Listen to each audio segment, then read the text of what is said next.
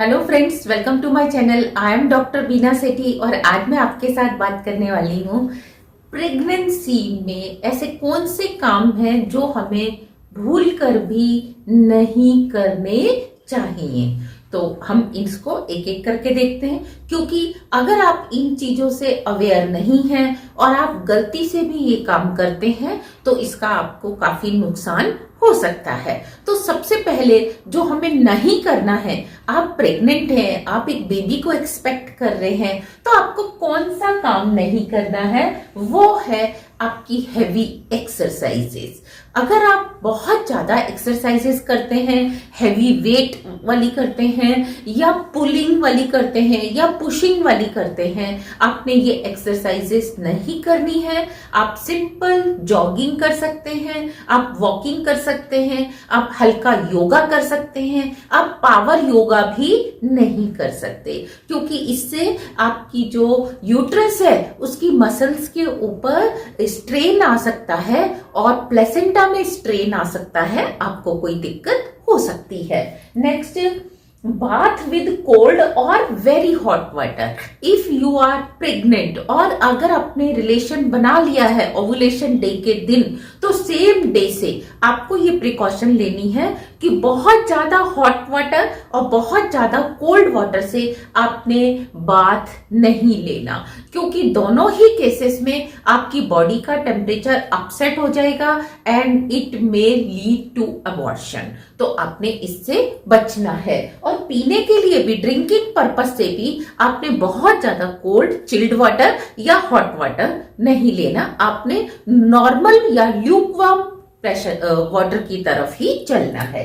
Next, travelling. Travelling you can do by your own vehicle और by public transport. दोनों ही तरीके से आपने अवॉइड करना है। अगर आप पब्लिक ट्रांसपोर्ट से कर रहे हैं तो फिर तो बहुत ज्यादा अवॉइड करना बनता है, लेकिन अगर आप अपने व्हीकल से खुद अपना ड्राइव कर रहे हैं या अपने व्हीकल से प्राइवेटली आप ट्रेवल कर रहे हैं, तो भी आप देखिए, आप जितना अवॉइड हो सकता है करिए, क्योंकि समटाइम्स आपको नहीं पता होता कि प्लेसेंटा वीक है या आपके यूट्रस में कोई वीकनेस है, तो आपको इससे बचना चाहिए। रोड्स भी कई बार डैमेज्ड होती हैं, उनमें जगह जगह पिट्स होते हैं, जिससे कई बार आपकी गाड़ी को कोई प्रॉब्लम आ सकती है, तो आपने अननेसेसरी ट्रैवलिंग को अवॉइड करना है।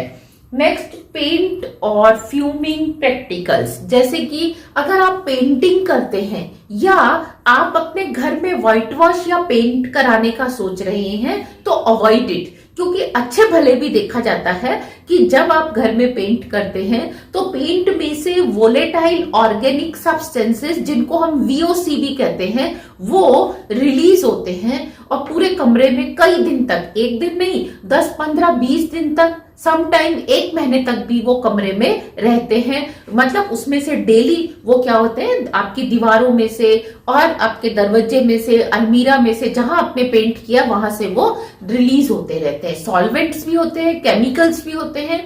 वो अगर आप इनहेल करते हैं, आप ऐसे कमरे में भी सोते हैं या आप बैठते हैं, तो वो आपके लंग्स में जाते हैं, जिससे ऑक्सीजन की डेफिशिएंसी होती है और कई बार आपको कफिंग की प्रॉब्लम होती है और इतनी ज्यादा कफिंग हो जाती है कि इट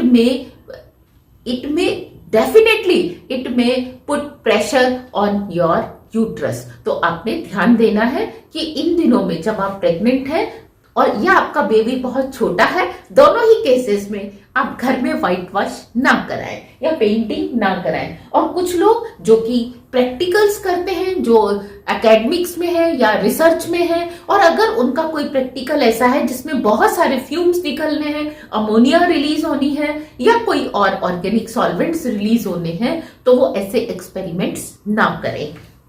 इसके बाद स्मोक एंड अल्कोहल। ये तो सब जानते ही हैं कि अगर आप प्रेग्नेंट हैं तो आपने स्मोकिंग और कंज्यूम्शन ऑफ अल्कोहल को टोटली स्टॉप कर देना है।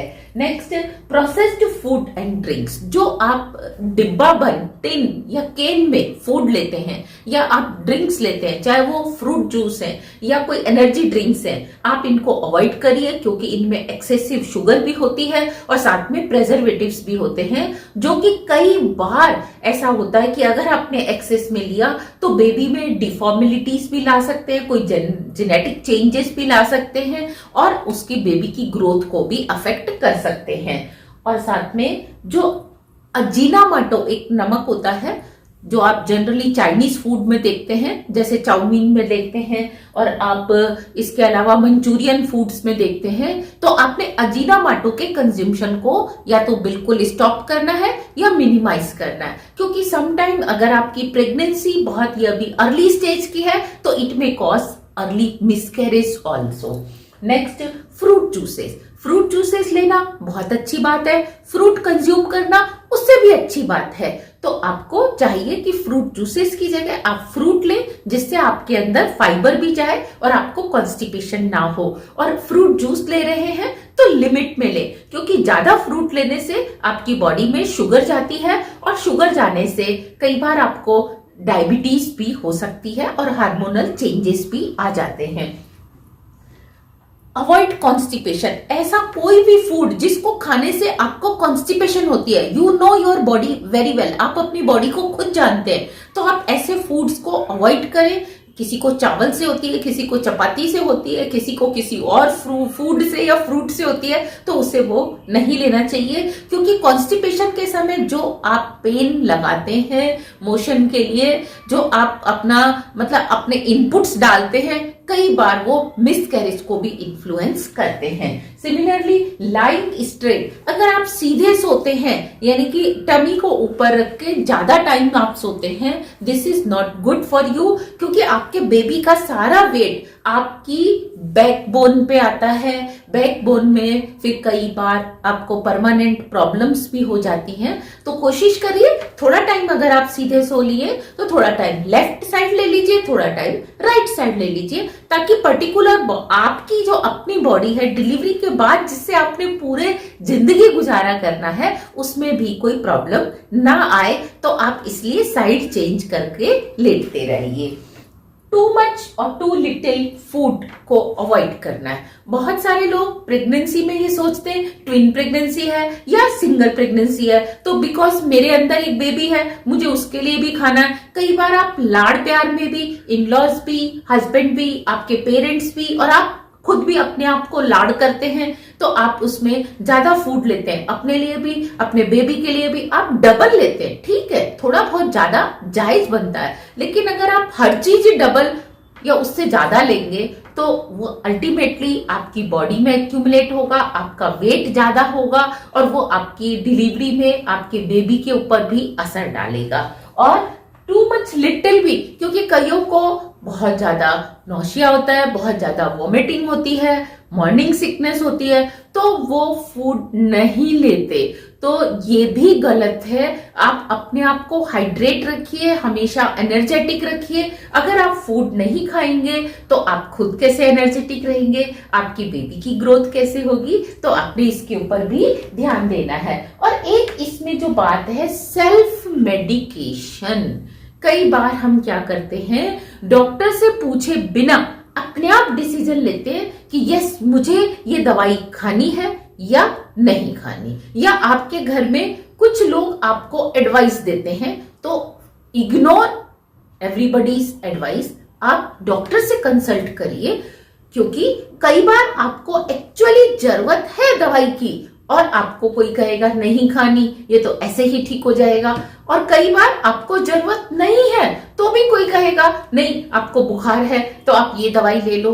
आपको नहीं पता आपको किस पोटेंसी की और कितनी फ्रीक्वेंसी में आपने टैबलेट लेनी है, तो आपने चाहे आपको हल्का बुखार है, कफ है, या आपको कोल्ड है, या कुछ पेन है, वॉमिटिंग है, इस सब के लिए बेटर है आप अपने डॉक्टर से कंसल्ट करें, वो आपको एप्रोप्रिएट पोटेंसी की दवाई देंगे।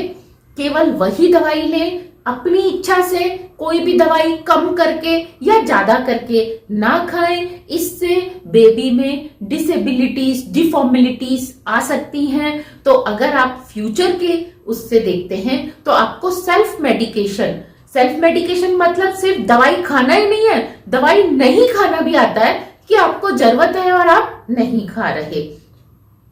इसके अलावा आपने क्या करना है, एक काम जो मैं आपको बहुत ही प्यार से बार बार जब आप मुझसे बात करते हैं तो भी कहती हूं, no tension, no over excitement. ना तो आपने टेंशन लेनी है, ना ही आपने ओवर एक्साइटमेंट रखना है। कई बार पहला बेबी होता है तो हम ओवर एक्साइटेड होते हैं, और कई बार हमारे पास एक बेबी है तो हम दूसरे बेबी को लेके हम बहुत ज्यादा टेंस रहते हैं, क्या होगा क्या नहीं होगा। तो इन दोनों चीजों को आप अपने भगवान पे छोड़िए, और आपको जो भी भगवान देंगे वो बहुत अच्छा देंगे, आपके लिए देंगे। तो यू शुड प्रे कि आपकी बेबी जो भी होने वाला है वो हेल्दी हो और आपके लिए खुशियां लेके आए। Thank you very much, all the very best.